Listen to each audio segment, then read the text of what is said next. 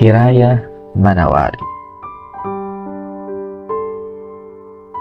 Kahit siguro isang dalubhasa ang magsiyasat ng aking isipan, isang psikolohiya na galing pa sa premyadong eskwelahan, palagay ko ay mahihirapang saliksikin ang mga nilalaman nitong isipan na sa mundo ng balintataw naninirahan.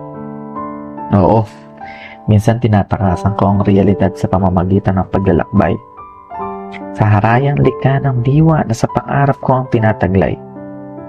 Ngunit hindi ibig sabihin na lumuluwag na ang tornilyong nakalagay. Paraan ko lamang ito upang makawala sa piitang likha ng buhay. Dahil minsan, kinukulong tayo ng katotohanan gawa ng kasalukuyan. Na ang iniisip natin ay tila pader na hindi na kayang lampasan.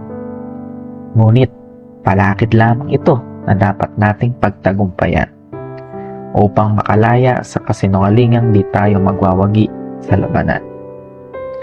Kaya nga ang bawat selula nitong utak ay pinapaganang mabuti. Ang bawat dakita na dumadaloy dito ay katibayan ng aking pagdilimi. Para kahit na nasa tugatog man ang pangarap na minimiti, maaabot pa rin ito kahit imposible ang sinasabi ng marami. Kung nais talagang makakalas sa tangkala ng kasalukuyan na bigay ng realidad, mangarap ka ng lagpas sa iyong inaasahan, taasan ng lipad.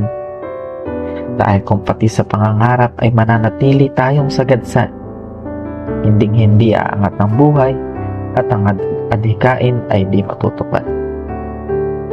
Ngunit panalangin at pananampalataya pa rin talaga ang susi upang makamtan ang anumang pangarap na tinatangi. Kaya nga sa aking panalangin ang palaging sinasabi, aming Panginoong Diyos, Hiraya Manawari. Mangyari nawa ang aking inaasam, ang ibig sabihin ng salitang tinuran.